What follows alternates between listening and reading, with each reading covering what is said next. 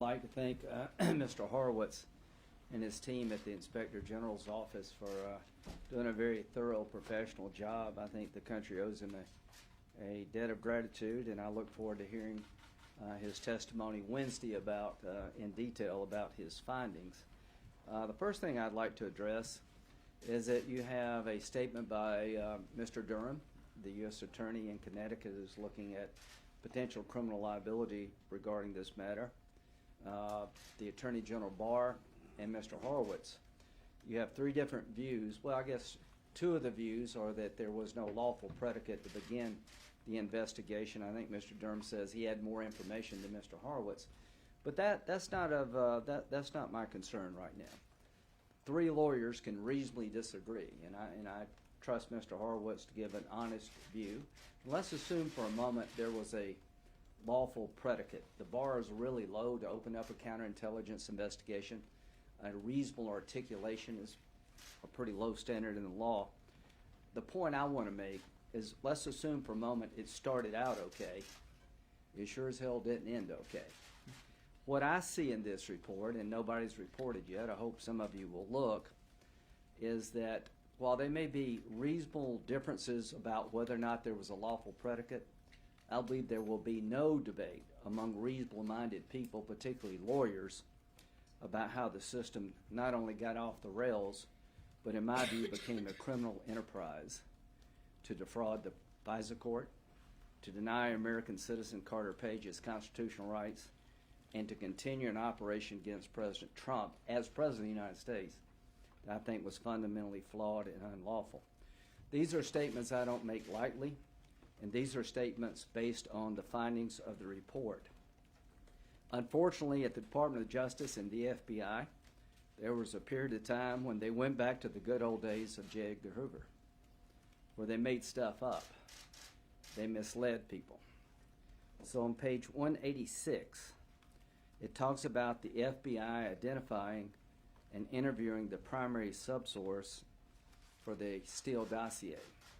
What I want you to understand is that Christopher Steele had a primary subsource, and this person had other people reporting to him, and that formed the basis of the dossier. What did the FBI find in January of 2017? That once they identified the subsource and actually interviewed the subsource says, the primary subsource told the FBI that he/she had not seen Steele's report until they became public that month, and that he/she made statements indicating that Steele misstated or exaggerated the primary subsource statements in multiple sections of the reporting. The primary subsource told the FBI that basically this was rumor and speculation, hearsay, bar talk, and he never believed that Steele would use the information provided in any official document. That should have been a red light for the Department of Justice and the FBI. Ladies and gentlemen, in January 2015 and thereafter, the primary subsource of the Steele dossier is telling the FBI and the Department of Justice that the Russian dossier is not reliable, that it was never meant to be used as an official document. It's all hearsay, rumor, bar talk, and he specifically talks about the episode involving President Trump in sexual activity inside of Russia, and says that was all rumor and speculation, word of mouth, and hearsay. So what should have happened?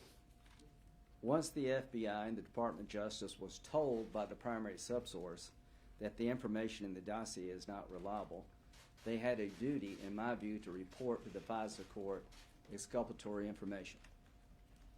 Not only did they not tell the court that the subsource trashed out their document, this is what they told the court on page 190. Carter Page's renewal applications number 2 and 3 advised the court that following the January interview with the primary subsource, the FBI found the Russian-based subsource to be truthful and cooperative. That's a lie. The subsource said exactly the opposite. So not only did they continue to get a warrant against Mr. Page after being told by the primary source of the document that it's all garbage, hearsay, bar talk, not reliable, they got 2 more warrants using that document, and they described to the court the interview in January, found that the Russian-based subsource to be truthful and cooperative. I don't know who told the court that. I don't know who was in the meeting in January, February, but I want to find out who these people are, and they need to be held accountable. Because what they did, from that point on, this whole endeavor became a criminal conspiracy to defraud the court, to trample on the rights of an American citizen, Mr. Carter Page, and to continue an operation against the President of the United States that I think was unwarranted. I cannot stress enough that all of us rely upon those with the power to follow us, surveil us, and to check on us to be honest and truthful. Nobody has mentioned a word about this yet. That on page 186 to 190 in the Horowitz report, it describes in great detail how the FBI found out that the subsource for the Steele dossier disavowed it. And they used it 2 more times to get warrants. They never told the court, and they actually lied to the court about the interview. If that doesn't bother you, you hate Trump way too much. That should bother every American. And it gets worse. In June of 2017, one of the lawyers in the FBI who's supposed to review warrants, Kleinsmith, is told by the CIA that Carter Page is a source. What does he tell the FISA court? That he is not a source. He took the information supplied to him by the FBI and doctored an email so the court would not be aware of the fact that Carter Page was a source for the CIA. Why is that important? In building a case against Carter Page, they used the dossier. They tried to get a warrant in August and they couldn't. Somebody thought of the great idea of beginning to use the dossier to get a warrant, and it apparently worked. But here's the problem. 3 people named in the dossier as having talked to Carter Page, believed to be foreign agents. Carter Page, while being wired unknown to him, said, I don't know these 2 people. And to this day, there's no proof that he met the 2 people he denies meeting. And that was one of the reasons they classified him as a foreign agent. The 3rd contact was with a person known to be a foreign agent, and he told the CIA about the contact because he was their source. Why is it important that they lied to the court? If the court had known that he had a reason to be talking to this person, it would have been completely different. That's why Mr. Kleinsmith lied. Because if that fact ever got confirmed, it would change the entire predicate they set up to the court as to whether or not Carter Page was a foreign agent. You cannot surveil somebody unless you have proof they're a foreign agent. So Wednesday, we're going to have a hearing, and we're going to get the good, the bad, and the ugly. We're going to try to find a way to make sure this never happens again. And here's what I hope people in your business will do. Read the entire report, not focus on the debate as to whether or not there was a legal predicate. I'm here to tell you that doesn't drive my thinking. I will assume for the sake of argument there was a legal foundation, but what I will not tolerate is how it got off the rails and how the FBI and the Department of Justice, to continue this investigation, continually lied to the court, misled the court, manufactured evidence to hurt an American citizen and to continue an operation against the President of the United States. That should bother all of us. What is this akin to? I've been a prosecutor, I've been a defense attorney, I've been a judge. To me, this would be like getting a lab report saying that the person you're investigating, the fingerprints don't match, the DNA doesn't match, but instead of telling the court that, you say that it does. It was that obvious. The subsource, the person who prepared all the information for the dossier, told the FBI in January 2017, this is a bunch of garbage. Not only did they not stop using the garbage, they lied to the court about what the man said. Somebody needs to be held accountable for that, because the people who knew about that scenario, the people who knew that the subsource had disavowed the reliability of the dossier, should be held liable for being involved in a criminal conspiracy to defraud the FISA court. I don't know who knew, but we need to find that out. I hope Mr. Durham is looking at it. If I were Mr. Carter Page, I'd hire me a lawyer. And I'd sue the hell out of the United States. This is a sad day. This is a dangerous set of circumstances, but there are better days ahead. Mr. Horowitz has identified the problem. It is up to us to fix it. I look forward to working with Democrats to make sure this never happens again, that we have rules around counterintelligence investigations, that we beef up the FISA court. I'm a pretty hawkish guy, but I'm dumbfounded and really upset about how this whole process was handled. Being a hawkish guy doesn't mean you don't care about the rules.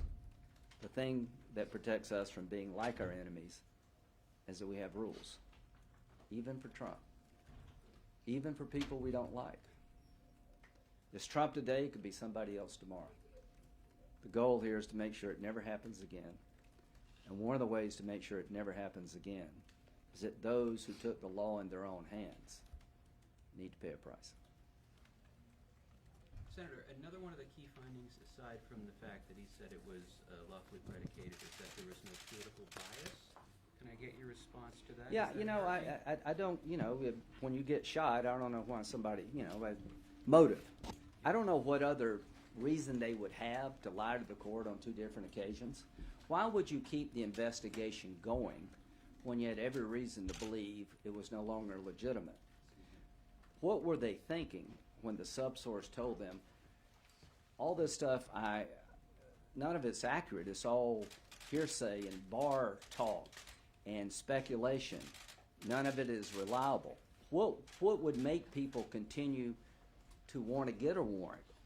You'll have to talk to them, but I'm not going to accept that politics is not part of it, given what we know about the people in charge.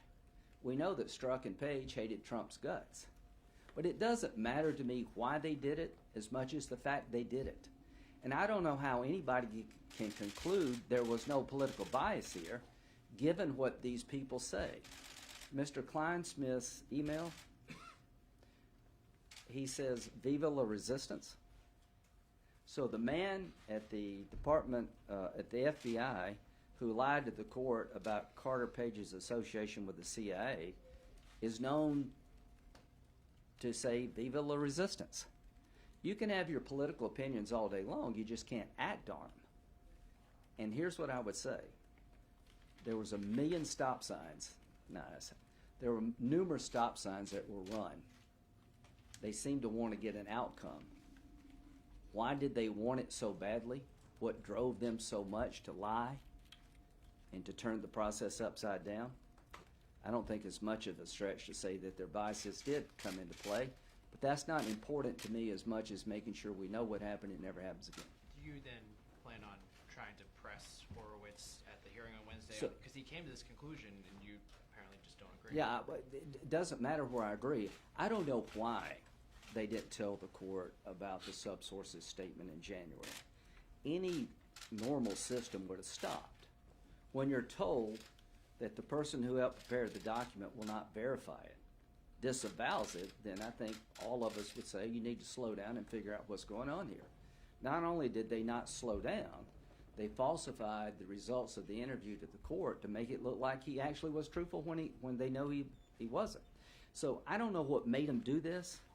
and I don't want to get into speculating. I'm just saying the facts are clear, the motives maybe not, but it's not much of a stretch to me to think that these people, when it came to Trump, were out to get him, but that doesn't matter to me. Yeah, Senator, you looked at the dossier with John McCain. You recommended that he take it to the FBI. This is really a good question. To have the FBI look at it. Yeah. So it sounds like you're okay with the fact that they did investigate. I'm but you perfectly okay with counterintelligence investigations of any of us. Like Dianne Feinstein, she had an employee that worked there for years, and they found out that he was associated with the Chinese intelligence service. That could happen to anybody in this building on campaigns. Carter Page and Papadopoulos, let's put it this way, they were not senior leaders of the campaign. I don't know if Trump knew either one of them. They were volunteers. I could see where somebody volunteering for my campaign, vouched for by somebody I don't know, this could happen to all of us. So my beef is not that they looked. My beef is that they lied, that they didn't tell the court what they found, that they ran the stop signs. So when I got the dossier, I remember it very well. I can't remember the dates, but John McCain went to the Halifax Security Conference, and somebody told him about this explosive document. And John said, okay, yeah, send it to me. I think somebody, I can't remember who went over to England. Who was it? Somebody went over to England on behalf of Senator McCain. They got the dossier. They brought it back. John showed it to me. And let me tell you, when I read it, I said, I can't say what I said. It was scary. I thought they had compromised President Trump. I mean, if you read this document, it is chilling. And I told John, we live in a weird world. I don't know if this is misinformation by Russia. I don't know if Trump did all this stuff, but I know that you and I can't determine it. And John took it over to Comey at the FBI. He locked it in his safe that night. And I can tell you, having looked at it, it was unnerving. Here's what I would say. If by then... Is that Trump? No. If by December 2017, you had numerous reports that Steele was out to get Trump, that things weren't on the up and up, that you use it without verifying it. I don't fault anybody for looking into allegations like this. I do fault them for lying and misrepresenting to the court. And just put yourself in Carter Page's position. Whatever you think about Carter Page, I don't think he's James Bond. You know, they put this guy through hell. And there are other people that's probably spent thousands of dollars on legal fees, I think, at a time when the investigation should have stopped. Thank you all very much. See you Wednesday.